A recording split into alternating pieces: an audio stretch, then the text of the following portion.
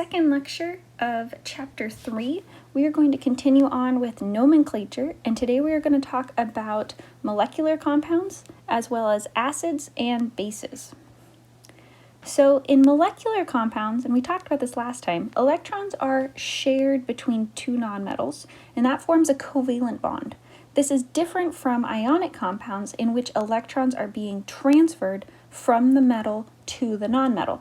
So here we have a sharing of electrons, and we use a different naming system for these molecular compounds. And just a brief note at the bottom, if you're ever like, how do I know the order in which to write the elements? This is what they are: silicon, boron, phosphorus, etc., right? This isn't a super big focus of this class, but it is good to know moving forward. So, naming molecular compounds. The way that we do this, we name the first non-metal just the same. Kind of like with ionic compounds, we didn't change the name of the first atom, right? That metal, we didn't change its name, and we also won't change the name of the non-metal that comes first. For the second non-metal, we're going to change its name to end in IDE, just like we did with ionic compounds. The difference here is that we are going to use prefixes to tell you how many of those atoms there are. And the only time we don't use a prefix is we will never use mono with the first element. But otherwise, in molecular compounds, you are always going to use a prefix with every single atom. Just don't use mono with the first element. You'll use it with the second element, though. Okay, so for the first nonmetal, we use a prefix, like I said, if there are two or more atoms. So just don't use mono for that first element. For the second nonmetal, you are always going to use a prefix. So here's my examples. So for this one, right, we have N2, so that's going to be dinitrogen, and then we only have one oxygen, so we call that monoxide. So this is dinitrogen monoxide. And just real quick, so we say dinitrogen and then monoxide. And so instead of writing monoxide, right, which would be kind of hard to say and redundant, we drop one of the O's here and we just say monoxide. Okay, and then the other one, so there's only one phosphorus, but we never use mono for that first element. So this is phosphorus pentachloride. Okay, and you'll get some practice on this. Again, those prefixes that we were just talking about, those are the same prefixes that we talked about before with the hydrates. You're going to use them exactly the same. They're also the same from geometry if you remember them from then. Okay, acids. Acids are molecular compounds that form H+ when we dissolve them in water. And you'll focus more on that if you take Chem 2. But for now, the way that we're going to recognize an acid is they're typically going to have an H in the front, just like this. In this class, if I want you to recognize it as an acid, I'll stick an H in the front. And acids are really good for dissolving metals, and we will actually do that in our cycle of copper reactions lab, which is super cool. So the way that we name acids is we figure out what the polyatomic, these are binary acids. On the next slide, we'll talk about that one. But binary acids are when we just have hydrogen and one other element. So here, we're going to use HBr. So there's hydrogen and one other element. That's what we call a binary acid. And so our rule is, if we have this binary acid, we are always going to name it hydroic acid.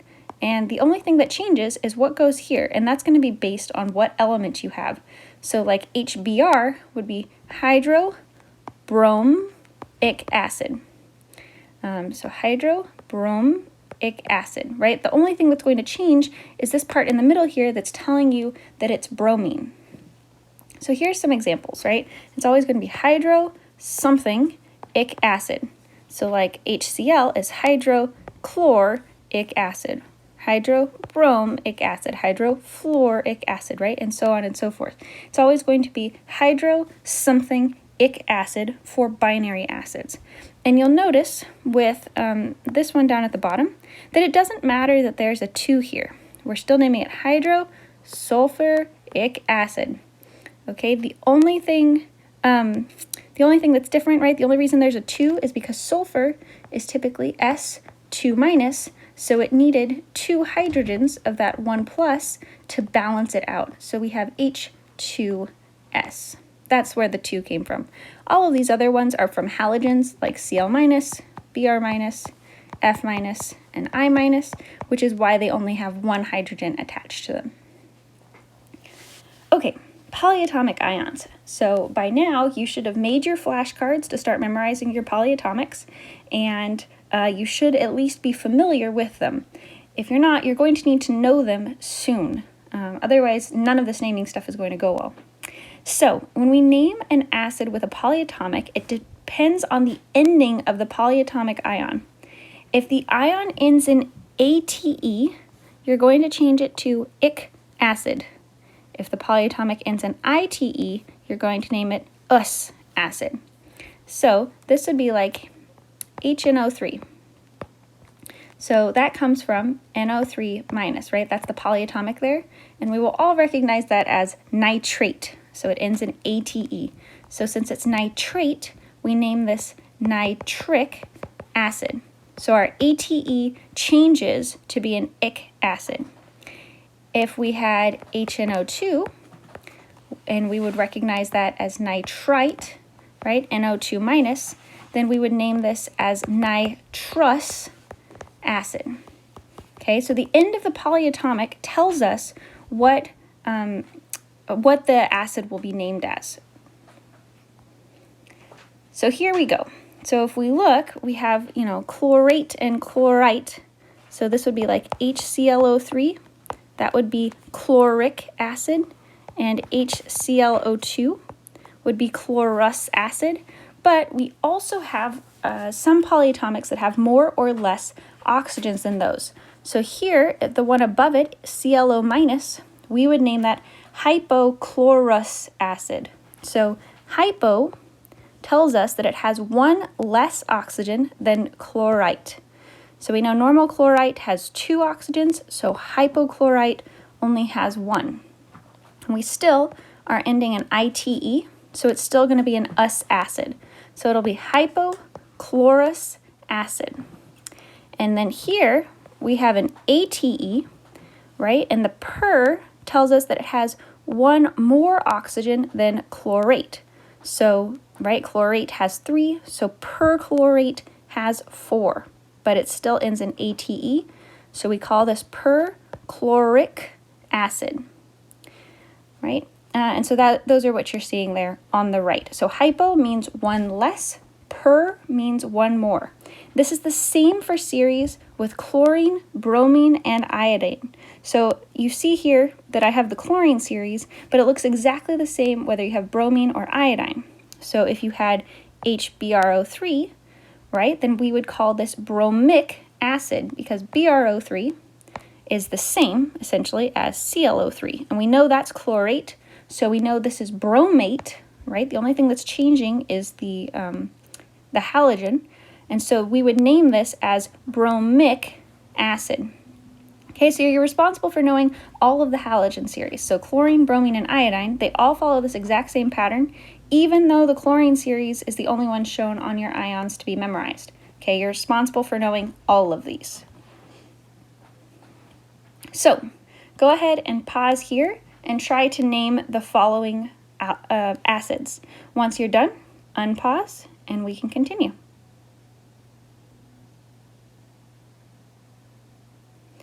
Okay, so the first one is a binary acid, right? It just has hydrogen and 1 other element. So this is going to follow that pattern of the hydroic acid. So this is hydrosulfuric acid.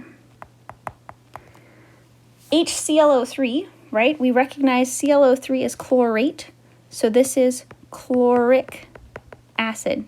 And just so you know, I forgot to say this earlier. The way that I remember the ATE goes to the ic acid is that I ate something icky, right? So anytime it ends in ATE, it becomes an ic acid. So if that helps you, cool. If not, sorry. Chemistry jokes. All right. HNO2, we will recognize this as nitrite. So this becomes nitrous acid. And then this is one of our halogen series, right? And there are 4 oxygens. So that tells us it's the per series. So this would be per iodic acid. Okay, so you need to know all of these different kinds. So we have ones that are binary acids, we have ones that are polyatomics, and then ones that follow that halogen series. Okay, so 3 different kind of naming systems we've got. And so we can also write the formulas for acids if we are given their name. So if it ends in acid, then it starts with an H. So you can start there at least. And you're going to write the formulas as if they are ionic, even though they are molecular. We're going to write the formulas kind of like ionic because we're just going to use hydrogens to balance out the negative charge. If you have a hydro as a prefix, that means it is a binary acid. Okay, so if we have like hydrochloric acid, right, that is telling you it's just hydrogen and chlorine. And you're just going to add enough hydrogens to balance out the chlorine. If you don't have a prefix, then it's an oxy acid. It means that there are oxygens somewhere. And so it's either going to be a binary acid or it's going to be an oxy acid. Those are kind of your options. For your oxy acids, remember, if it ends in ick, it came from ate. You ate something icky. If it ends in us, it came from ite. Okay, and so that will help you figure out which polyatomics you are trying to write. Let's do an example there. Just kind of working backwards. So if we have, let's try sulfuric acid. So there's no prefix. So that means that we know it's not a binary acid. That means it's coming from a polyatomic. It's either a binary acid, which means it's just an element, or it's coming from a polyatomic. So since it's an ick acid, we know that it came from an ATE polyatomic. So it came from sulfate, and we know sulfate is SO4 2-. And so what we're going to do is we're just going to add enough hydrogens to balance out that 2-.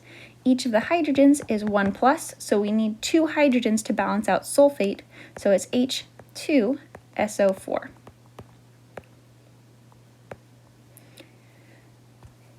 And then lastly, we have bases, and bases are really, really easy to write the formulas of. Because they're going to be ionic compounds that form OH- when they are dissolved in water. And we are going to name them just like ionic compounds because that's what they are. The way that we're going to recognize them is they are always going to end in OH, in this class at least. KOH, CaOH, and that will be how we recognize a base. And we're just going to name it just like an ionic compound, so this would be potassium hydroxide and calcium hydroxide. Nothing fancy there. Like I said, the only thing that we're going to do differently is we're going to recognize OH means that it's a base. And that's it for this set of slides. So we have finished our nomenclature. So now you just need to do a lot of work on writing formulas and naming compounds. The key here will be to memorize those polyatomics and get really, really good at them. So you're not constantly struggling to find that ions to be memorized sheet. They're in your head and it can go smoothly. You will have a nomenclature quiz coming up, so you need to know how to name any kind of compound I throw at you. So get really good practice with ionic, molecular, acids, and bases. And as always, if you have any questions, please feel free to send them to me. See you next time.